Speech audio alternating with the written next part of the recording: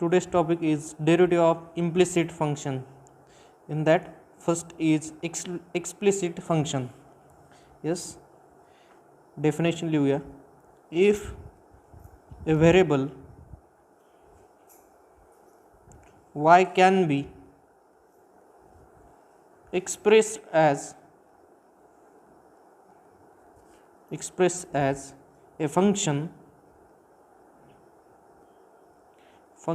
of another variable x, that is y is equal to f of x, then the function of x is called explicit function. म्हणजे काय, जे function easily separate होतात ना, एक्सच्या term एका बाजूला, वायच्या term एका बाजूला, ज्या सेपरेट होतात त्यांना म्हणायचं एक्सप्लिसिट फंक्शन, आणि जे इझिली सेपरेट होत नाही तर त्यांना म्हणायचं इम्प्लिसिट फंक्शन. फॉर एक्झाम्पल, आता इम्प्लिसिटची डेफिनेशन लिहितो. जे एक्सप्लिसिट नसेल ते इम्प्लिसिट होणार, म्हणजे जे इझिली सेपरेट होणार नाहीत ते होणार implicit function.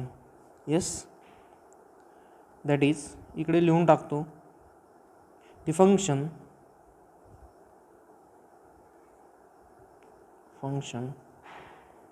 which are not explicit functions are called implicit function.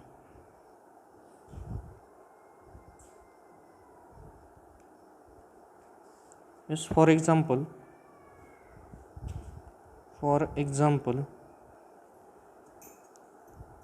first one, yes, fx is equal to x square plus x minus 3. fx म्हणजे काय तर तुम्ही y कन्सिडर करू शकता. Therefore y is equal to x square plus x minus 3. बघा, इकडं एका बाजूला पूर्णपणे वायच्या टर्म आहे आणि एका बाजूला पूर्णपणे एक्सच्या टर्म आहे, म्हणजे इझिली सेपरेट होतात किंवा आपण सेपरेट करू शकतो. मग हे झालं एक्सप्लिसिट फंक्शन. आणि जे फंक्शन इझिली सेपरेट होत नाही त्याला म्हणायचं implicit function. For example, second लिहितो.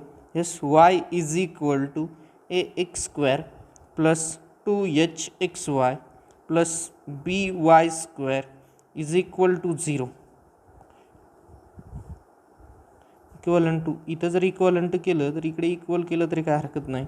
इथे बघा, आता ह्या फंक्शनमध्ये तुम्ही ही जी सेकंड टर्म आहे तिला कुठल्याही परिस्थितीत तुम्ही सेपरेट करू शकणार नाही.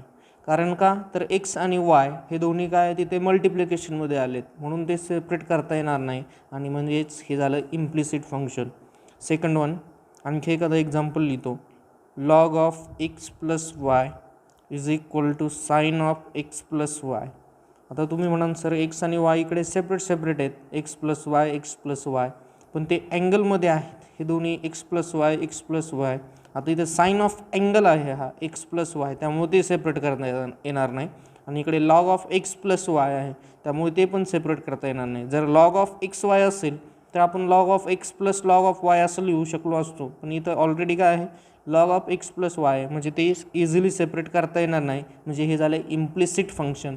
मग अशा टाईपचे जे फंक्शन आहेत, या टाईपच्या फंक्शनच्या आता आपल्याला डेरिव्हेटिव्ह फाइंड करायची. First problem, yes, first, y cube minus 3y square x is equal to x cube plus 3x square y. आणि क्वेश्चन आहे find dy by dx of the following implicit functions. पहिला problem परत एकदा लिहितो. y cube minus 3y square x is equal to x cube plus 3x square y. खाली लिहितो differentiate with respect to x बरोबर derivative घेतो. X बरोबर derivative घेताना वायचा डेरिव्हेटिव्ह बघा, वाय हा डिपेंडंट व्हेरिएबल आहे, एक्स हा इंडिपेंडंट व्हेरिएबल आहे. मग वायचा डेरिव्हेटिव्ह घेताना येणार dy बाय डी एक्स. पण आता इथे एक्स क्यूब आहे, एक्स क्यूब थोडक्यात काय समजायचा, एक्स क्यूब समजून पहिल्यांदा त्याचा डेरिव्हेटिव्ह घ्यायचा. एक्स क्यूब जर असेल तर त्याचा डेरिव्हेटिव्ह आला असता 3 समोर आला असतं पॉवर त्याची, आणि पॉवर एकने कमी झाली असती, म्हणजे इथं आला असता वाय स्क्वेअर.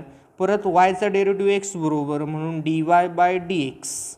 प्रत्येक वेळेस वाय असेल तर तुम्हाला त्याचा एक derivative dy by d x आणि बाकीचा एक्स प्रमाणे घ्यावा लागेल. आता इथे हे दोन्ही प्रोडक्ट टर्ममध्ये आहे, म्हणजे इथे प्रोडक्ट रूल वापरावा लागेल. 3 जो आहे तो कॉन्स्टंट आहे, तो बाहेरच ठेवतो आणि दोन्ही टर्मसाठी प्रोडक्ट रूल वापरून टाकतो. पहिलं फंक्शन कॉन्स्टंट, दुसऱ्याचं डेरिव्हेटिव्ह 1 एक्सचा derivative with respect to x. दुसरं फंक्शन एक्स, त्याचा derivative as it is, x as it is, derivative of y square. Y स्क्वेअरचा डेरिव्हेटिव्ह पहिला 2y into dy by d x is equal to x क्यूबचं derivative येणार 3x square plus 3 into, आता परत या टर्मचा derivative परत दोन्ही प्रोडक्ट रूलमध्ये असल्यामुळे परत प्रोडक्ट रूल वापरावा लागेल. प्रोडक्टमध्ये असल्यामुळे पहिलं function constant derivative of Y येणार dy बाय डी एक्स, कारण एक्स बरोबर घेत आहे. दुसरं function Y constant derivative of x काय येणार 2x. ठीक आहे. आता या 3ने ब्रॅकेटमध्ये मल्टिप्लाय करून घेतो, या 3ने ब्रॅकेटमध्ये मल्टिप्लाय करून घेतो, किंवा जर प्रत्येक टर्ममध्ये इकडे 3 आहे, इथे 3 आहे, इथे 3 आहे, इथे 3 आहे, 3 कॅन्सल करून टाकतो आणि dy बाय डी एक्सच्या टर्म कलेक्ट करण्याचा प्रयत्न करतो.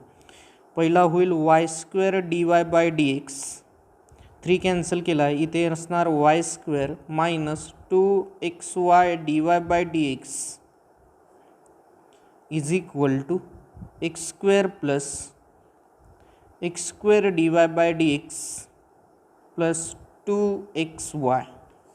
सर्व dy बाय डी एक्सच्या टर्म एका बाजूला घेतो आणि उरलेल्या टर्म एका बाजूला. dy बाय डी एक्सच्या टर्म 1 2 3 आहेत, सर्व एका बाजूला घेतो.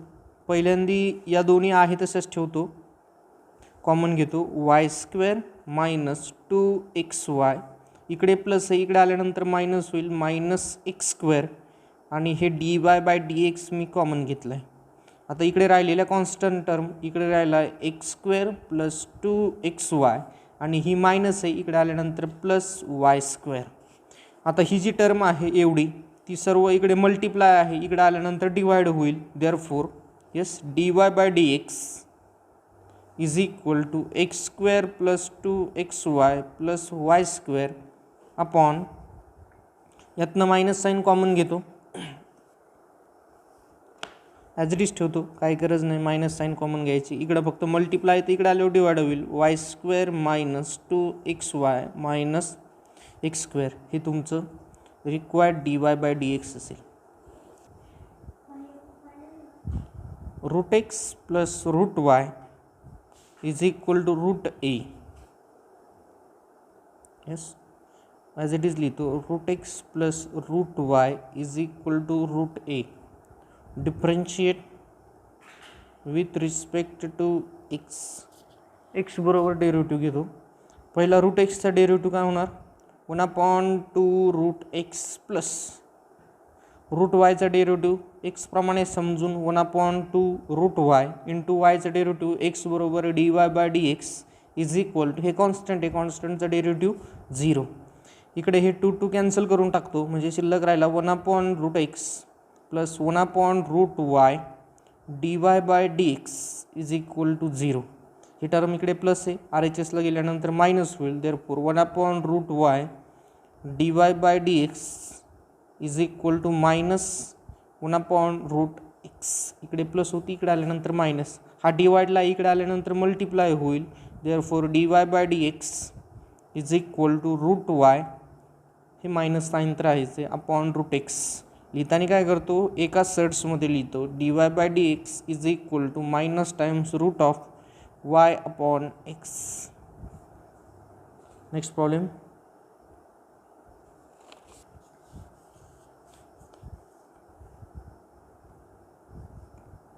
X cube plus y cube plus 4x³ is equal to 0. परत एकदा लिहितो x³ plus y³ plus 4x³ is equal to 0. पहिल्या दोन टर्ममध्ये डायरेक्ट डेरिव्हेटिव्ह घेता येईल. Differentiate with respect to x बरोबर डेरिव्हेटिव्ह घेतला. पहिला x³ डेरिव्हेटिव्ह होणार 3x².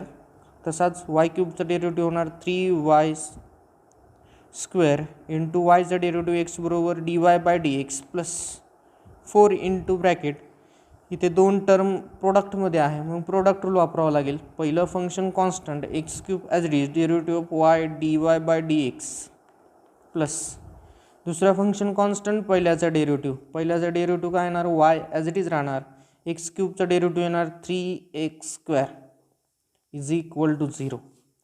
4ने ब्रॅकेटमध्ये मल्टिप्लाय करून घेतो आणि रिक्वायर्ड टर्म लिहून टाकतो. 3x² plus 3y² dy/dx plus 4x³ dy/dx plus हे 4 आणि हे 3 12 4 त्रिक 12 x² इज इक्वल टू 0. आता dy/dxच्या टर्म कलेक्ट करतो आणि बाकीच्या टर्म RHSला पाठवतो.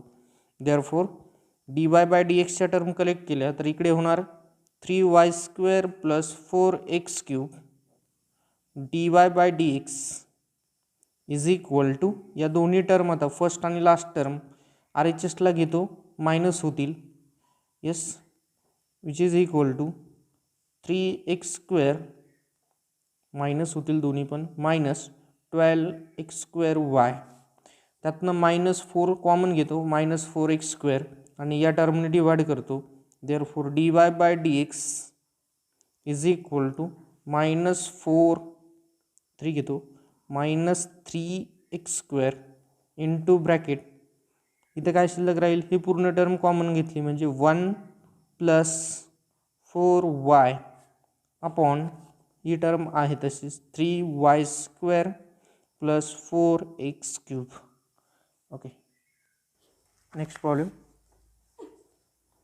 x√x plus y√y is equal to a√a.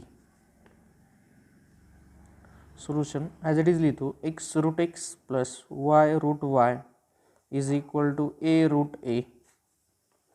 आता यांची पॉवर 1 करून घेतो. हे मल्टिप्लिकेशनमध्ये या एक्सची पॉवर 1 आहे तर या रूट एक्स म्हणजे किती हाफ पॉवर येते. देअरफॉर एकूण किती पॉवर झाली x⁻² ही 1 आणि ही हाफ म्हणजे झालं 3/2 plus y⁻³ is equal to a√a. तो कॉन्स्टंट आहे त्याचे काय करत नाही. डेरिव्हेटिव्ह घेतो x बरोबर differentiate with respect to x बरोबर डेरिव्हेटिव्ह. देअरफॉर पहिल्या पॉवर समोर येणार. Yes 3/2 x⁻². 3/2 मधनं 1 मायनस केला तर ते राहतो 1/2 प्लस सेम इकडे 3/2 प्लस इंटू y⁻1 मायनस केला की राहील शिल्लक 1/2 इंटू वायचा derivative dy/dx is equal to constant आहे कॉन्स्टंटचं डेरिव्हेटिव्ह 0. हे 3/2 दोन्हीकडे आहेत कॅन्सल होऊन जातील. यस इतर शिल्लक राहिला तुमचा 1/2 म्हणजे पॉवर म्हणजे किती तो √x plus √y dy/dx is equal to 0. आता हा इकडे √x प्लस इकडे गेल्यानंतर मायनस होईल. Therefore √y dy/dx is equal to -√x. Yes पुढे हा √y इकडे मल्टिप्लाय इकडे आल्यानंतर डिवाइड होईल. Therefore dy/dx is equal to -√x upon √y. Therefore dy/dx is equal to एकाच साईड्समध्ये लिहितो -times x upon y. Okay